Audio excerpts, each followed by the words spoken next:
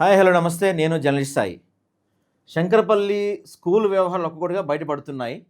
Permission లేని స్కూళ్ళ గుట్టురట్టు. హమ్మయ్య! మా స్కూల్ పేరు రాలేదంటూ ఊపిరి పీల్చుకున్న యాజమాన్యాలు. పర్మిషన్ లేకుండా నడుస్తున్న మరిన్ని స్కూళ్ళు. ఇంత జరుగుతున్న చర్యలు ఎందుకు లేవు? అంతా ఎంవీఓ ఆశీర్వాదాలతోటేనా? బుక్స్ పేరుతో తల్లిదండ్రులపై భారం. అధికారులు స్పందించి చర్యలు తీసుకోవాలి. అతి త్వరలో నవజ్యోతి దినపత్రికల వరుస కథనాలు. ఎలా ఉందంటే పరిస్థితి ఇక్కడ, అసలు దాదాపు చాలా ప్రైవేట్ స్కూల్స్కి అనుమతులే లేవంట. ఈ నవజ్యోతి పత్రికల్లో వరుసగా ఈ శంకరపల్లిలో అనుమతులు లేకుండా నడుస్తున్న ఈ స్కూళ్ళ పైన వరుస కథనాలు రాస్తుంటే, ఎవరైతే దొంగలు ఉంటారో, మిగతా వాళ్ళు దొంగలు ఉంటారో వాళ్ళంతా హమ్మయ్య మా స్కూల్ పేరు రాలేదురా భయ్, మా స్కూల్ పేరు రాలేదు దీంట్లో అని సిగ్గు లేకుండా సంతోషపడుతున్నారంట వాళ్ళంతా. ఎవరు అండదండతో నడుస్తున్నాయి ఇవన్నీ కూడా? ఎంతో కాలం నుంచి పర్మిషన్స్ లేకుండా నడుస్తున్న స్కూల్స్, వాటి వెనక ఎవరున్నారు, ఎవరు పర్మిషన్స్ ఇస్తున్నారు? పర్మిషన్స్ లేకపోయినా మీరు నడుపుకోండి, ఏం కాదులే, మేము చూసుకుంటాంలే అనే భరోసా ఎవరు కల్పిస్తున్నారు? ఎవరిని కొంటున్నారు, ఎవరు అమ్ముడు పోతున్నారు? ఇలాంటి వరుస కథనాలన్నీ కూడా ఈ నవజ్యోతి పత్రిక ద్వారా బయటికి తీసుకురాబోతున్నారు. రంగారెడ్డి జిల్లా చేవెళ్ళ నియోజకవర్గ పరిధిలోని శంకరపల్లి మండలం అనుమతులు లేకుండా నడుస్తున్న స్కూళ్ళు ఇంకా ఎన్నో ఉన్నాయనే సమాచారం ఉంది. మరి ఇంత జరుగుతుంటే చర్యలు తీసుకోవట్లేదు ఎంవీఓ గారు?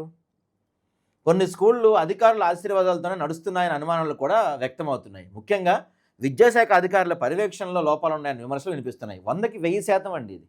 100కి 1000%. ఈ ఎంఈఓలు సరిగా పనిచేస్తే అసలు ఇలాంటివి పర్మిషన్ లేని స్కూల్సే ఉండవు. మళ్ళీ ఇంకోటి, ఆ ప్రాంతంలో పర్మిషన్ లేని స్కూల్స్ ఎన్ని ఉన్నాయి, ఎన్ని నడుస్తున్నాయి అనేది ఎంఈఓకి తెలియకుండా జరుగుద్దా? తెలియకుండా జరిగే సమస్యే లేదు. 100% తెలిసే జరిగిద్ది.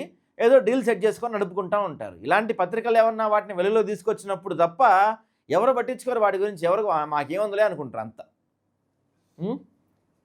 మళ్ళీ చూడండి, అసలు వీళ్ళు చేసేదే తప్పు, నడిపిస్తుందే పర్మిషన్ లేని స్కూల్స్ వీళ్ళు. మళ్ళీ దీంట్లో ఈ కథలన్నీ, బుక్స్ స్కూల్లోనే కొనాలి, కొత్త బుక్స్ వచ్చాయి డబ్బులు కట్టి తీసుకెళ్ళండి అని.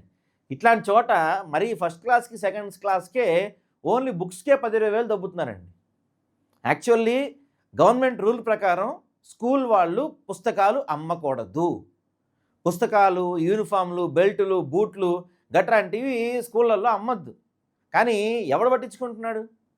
ఎవరు వెరిఫై చేయాలి వెళ్ళి? ఎవరు చర్యలు తీసుకోవాలి వాటిపైన? మాకెందుకులే, మాకు రావాల్సింది మాకు వస్తుంది, మా జేబు నిండుతుందా లేదా, ఇంతవరకే నడుస్తుంది వ్యవహారం అంతా. ఎంఈఓలు కానీ డిఈఓలు కానీ ఎవరైనా సరే, మాకెందుకులే, ఏమైతే మాకెందుకు, ఇదే నడుస్తుంది. దాదాపు అన్ని చోట్ల వ్యవహారం ఇంతే ఉంది. శంకరపల్లి ప్రాంతం అనుమతులు లేని స్కూళ్లపై అధికారులు సమగ్ర విచారణ జరిపి నిబంధనలు ఉల్లంఘిస్తున్న విద్యాసంస్థలపై కఠిన చర్యలు తీసుకొని ప్రజలు కోరుతున్నారు. విద్యార్థుల భవిష్యత్ దృష్ట్యా ప్రభుత్వం, విద్యాశాఖ వెంటనే స్పందించాల్సిన అవసరం ఉందని స్థానికులు చెప్తున్నారు. విద్యాశాఖ ముఖ్యమంత్రి గారి దగ్గరే ఉంది. ముఖ్యమంత్రి గారు రాష్ట్రంలో ఇట్లాంటివి చాలా నడుస్తున్నాయి కథలు, చాలా నడుస్తున్నాయి కథలు ఇట్లాంటివి. ఇప్పటికైనా మీరు వాటిపైన ఒక సమీక్ష సమావేశం ఏర్పాటు చేసి వీటిపైన ఉక్కుపాదం మోపపోతే ఇలాంటివి ఇంకా రోజు రోజుకి పెరిగిపోతానే ఉంటాయి.